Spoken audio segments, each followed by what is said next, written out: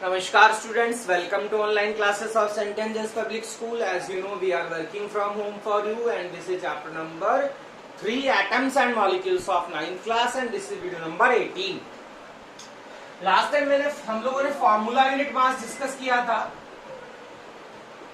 Formula unit mass और मैंने आपको बताया था it is just like a molecular mass.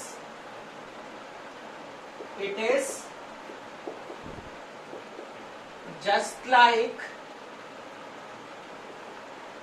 molecular mass and used only for ionic compounds, है ना. मैंने आपको कैलकुलेट करना बताया था फॉर्मूला यूनिट मास. ठीक है, फॉर्मूला यूनिट मास जो है वो मॉलिक्यूलर मास की तरह ही होता है और इसका यूज जो है सिर्फ और सिर्फ आयनिक कंपाउंड्स के लिए किया जाता है. ठीक है, आयनिक कंपाउंड्स क्या होते हैं मैं हम लोगों ने डिस्कस किया था, दोबारा बताने की जरूरत नहीं है. और फॉर्मूला यूनिट मास मैंने आपको कैलकुलेट करना समझाया था. ठीक है, नाउ अब मैं बताना चाहूंगा कि फॉर्मूला यूनिट का क्या मीनिंग है. इस फॉर्मूला यूनिट का क्या मीनिंग है. ठीक है, ये मैं थोड़ा समझाना चाहूंगा आपको कि फॉर्मूला यूनिट का क्या मीनिंग है इस फॉर्मूला यूनिट मास वर्ड में. ठीक है,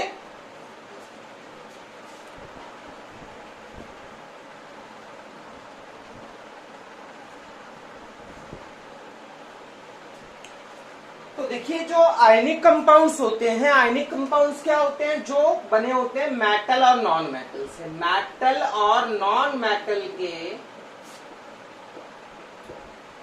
जुड़ने से जो बनते हैं, मेटल और नॉन मेटल के कॉम्बिनेशन से जो कंपाउंड बनते हैं दे आर आयनिक कंपाउंड. जो मेटल और नॉन मेटल के जुड़ने से बनते हैं दे आर आयनिक कंपाउंड, वो होते हैं आयनिक कंपाउंड. इसमें मेटल जो होता है वो कटायन की फॉर्म में होता है, नॉन मेटल जो होता है वो अनायन की फॉर्म में होता है. ये मैं आपको बता चुका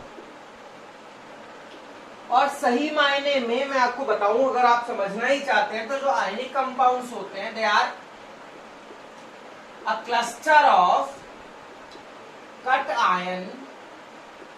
and anion. They are cluster of cation and anion. वो क्लस्टर होते हैं कटायन और अनायन के. मींस उसमें बहुत सारे कटायन और अनायन एक साथ क्या होते हैं, प्रेजेंट होते हैं. किसमें, आयनिक कंपाउंड में. ठीक है, तो देखिए जैसे मैं नमक का यानी NaCl का एग्जांपल लेता हूं.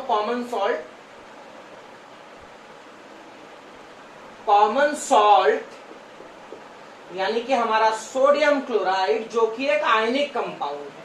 तो इसमें क्या होता है, इस आयनिक कंपाउंड में Na+ होता है और Cl- होता है. तो यहाँ क्या होता है, Na+ और Cl- का इस तरह से एक क्लस्टर बना हुआ होता है. ऐसे ही Na+, है ना, इस तरह से एक क्लस्टर सा बनता है ना. ऐसे करके क्लस्टर से बने हुए होते हैं. मतलब बहुत सारे Na+ और बहुत सारे Cl- एक साथ ही प्रेजेंट होते हैं. ठीक है, बहुत सारे Na+ और बहुत सारे Cl- एक साथ प्रेजेंट होते हैं.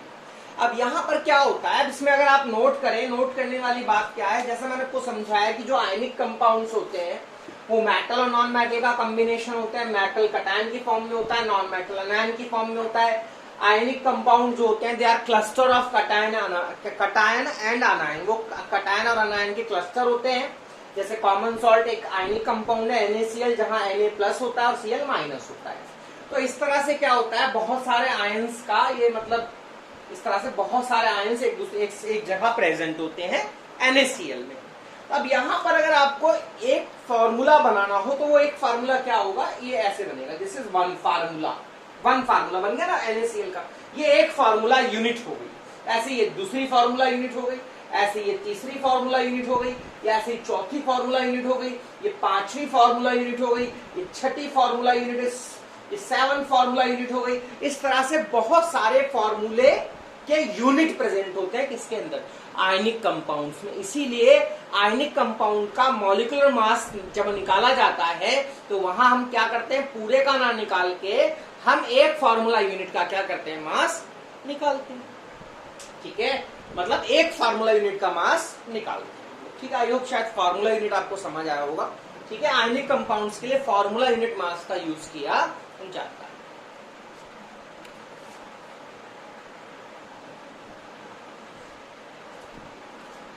नाउ हमारे पास है मोल कॉन्सेप्ट। ठीक है जी, तो मोल क्या होता है, मींस व्हाट इज मोल। सवाल है व्हाट इज मोल। ठीक है, मोल क्या होता है। तो देखिए मोल क्या होता है, तो अगर आपसे कोई पूछे व्हाट इज डजन,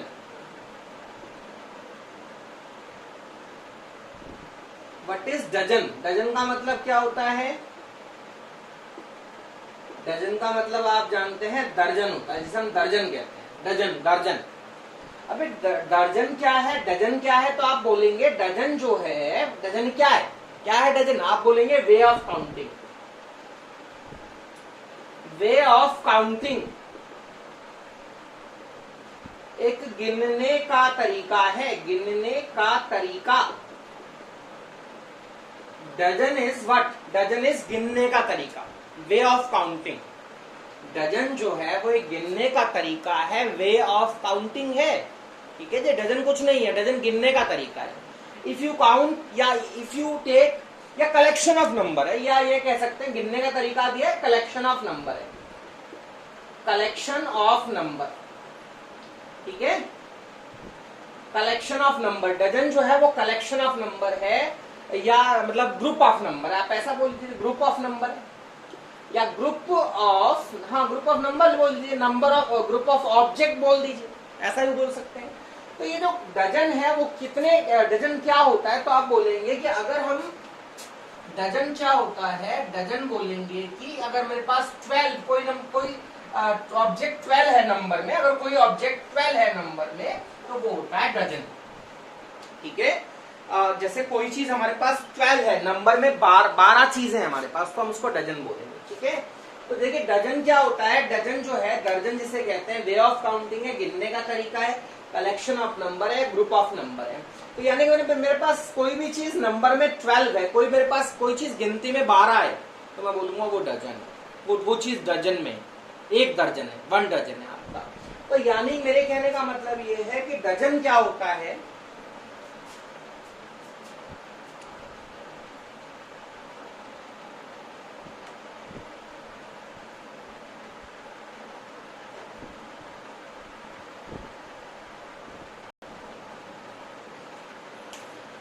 तो डजन क्या है, डजन यानी दर्जन क्या है, 12, यानी एक दर्जन क्या है, 12 के बराबर। 1 डजन 12, कोई भी 12 काउंटिंग के इक्वल है, तो 1 डजन बनाना 12 बनाना, है ना। 1 dozen car, how much cars, 12 cars. ठीक है, 1 dozen orange, then how many orange we will take, 12 orange, या collection of 12 oranges 1 dozen। यानी कि 12 चीजों का जो कलेक्शन होता है, अगर हम किसी चीज को 12 करके गिने, अगर हम कोई काउंटिंग गिनते हैं और 12 गिनते हैं, तो जब 12 काउंटिंग हो जाएंगी तो उसको 1 डजन बोला जाएगा। अगली 12 काउंटिंग एक और डजन हो जाएगा, अगली 12 काउंटिंग एक और डजन हो जाएगा। मेरे कहने का मतलब ये है कि डजन क्या होता है, दर्जन क्या होता है, दर्जन का मतलब 12, एक दर्जन का मतलब 12, 2 दर्जन का मतलब 24, 3 दर्जन का मतलब आपके 48, 48, है ना। तो डजन का मतलब 12। ठीक है, आई होप आप डजन समझ गए होंगे, वैसे पता भी होगा आपको डजन क्या होता है, कोई नई बात नहीं है कि डजन मैंने आपको बताया। और भी बोल सकते हैं, आपको बोले कि 1 dozen cats, so how many cats they are present at that place, so there will be 12 cats, है ना। 1 dozen dogs, so how many dogs are present, 12 dogs। 1 dozen boys, how many boys, 12 boys। 1 dozen girls, how many girls, 12 girls, है ना। तो dozen क्या है, गिनने का तरीका है, कलेक्शन ऑफ नंबर है। इसी तरह से एक और चीज होती है, डजन के अलावा भी एक और चीज होती है, तो वो है ग्रॉस। एक आपने ग्रॉस सुना होगा, मैं लिखता हूं what is gross, what is gross. Gross भी होता है इस तरीके से, ग्रॉस, है ना, सुना होगा आपने। तो ग्रॉस क्या होता है, that is also a way of counting, ये भी गिनने का तरीका है, गिनने का तरीका, वे ऑफ काउंटिंग, ये भी गिनने का तरीका है। अगर हम कुछ चीजें काउंट करना चाहते हैं तो उसको हम ग्रॉस में काउंट कर सकते हैं। अच्छा, उसके अलावा क्या है, ये हम ये भी कह सकते हैं, ये भी कलेक्शन ऑफ नंबर है, कलेक्शन ऑफ नंबर है, या यूं बोले कि ये ग्रुप ऑफ नंबर है। जब बहुत सारे नंबर को आप इकट्ठा करोगे तो वो ग्रॉस हो सकता है, ठीक है। यानी कहने का मतलब है कि ग्रॉस क्या है, दर्जन क्या था, वैसे दर्जन की तरह से ग्रॉस है हमारे पास। ग्रॉस भी क्या है, वे ऑफ काउंटिंग है, गिनने का तरीका है, कलेक्शन ऑफ नंबर है, ग्रुप ऑफ नंबर है, ठीक है।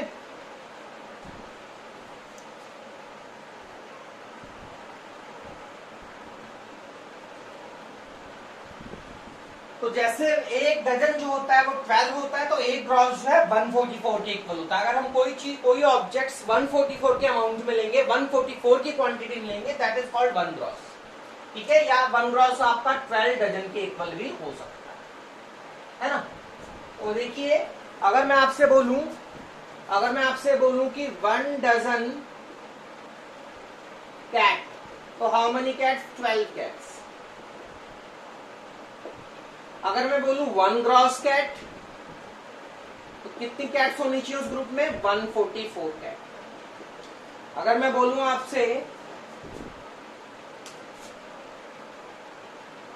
कि 1 डजन ऑरेंज, तो कितने ऑरेंज होंगे, 12 ऑरेंज। और अगर बोलूं 1 ग्रॉस ऑरेंज, तो कितने ऑरेंज होने चाहिए, 144 ऑरेंज। मतलब अगर मैं बोलूं कि 1 डजन कार, तो कितने कार होंगी, 12 कार। और मैं बोलूं 1 ग्रॉस कार, तो आप बोलेंगे 144 कार, ठीक है। अगर कोई चीज 144 के अमाउंट में है, नंबर में है, तो वो हम उसको 1 ग्रॉस बोल सकते हैं। अब बात करते हैं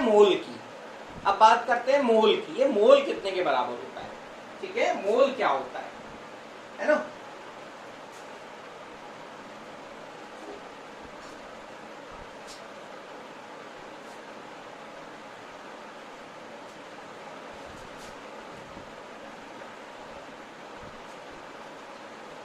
तो हमारा ये जो मोल है, mole is also a way of counting, ये भी गिनने का तरीका है। Mole is also a way of counting, गिनने का तरीका है। Mole is also a way of counting, गिनने का तरीका है, या कहें कलेक्शन ऑफ नंबर है, संख्याओं का एक कलेक्शन है, ग्रुप ऑफ नंबर है, आप जो मर्जी बोलना चाहें। और जो हमारा मोल है, देखिए जैसे डजन जो होता है, वो डजन जो होता है that is gross is bigger than dozen and mole is bigger than both. Mole इन दोनों से बहुत ज्यादा बड़ा है ना। तो मोल क्या है, मोल भी गिनने का तरीका है, मोल भी क्या है, वे ऑफ काउंटिंग है, कलेक्शन ऑफ नंबर है, ग्रुप ऑफ नंबर है।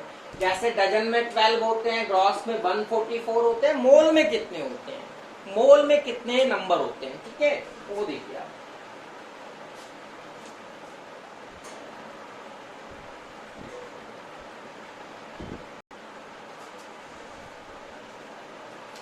वन डजन 12, 1 ग्रॉस 144, 1 मोल कितना होता है, दैट इज द, तो जो 1 मोल होता है दैट इज 602, दैट इज 602, 602, और 602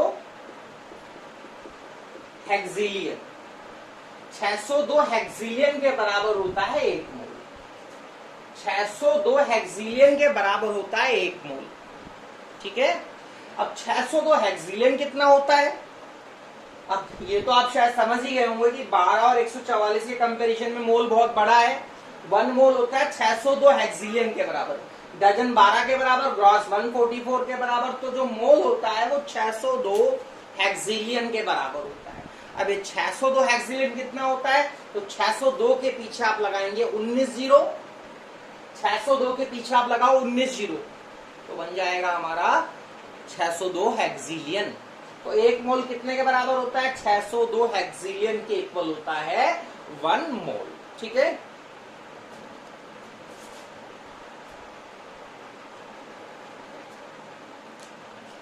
यानी कि जो 1 मोल होता है 602, और आप 1 2 3 4 5 6 7 8 9 10 11 12 13 14 15 16 17 18 19, दैट इज 1 मोल।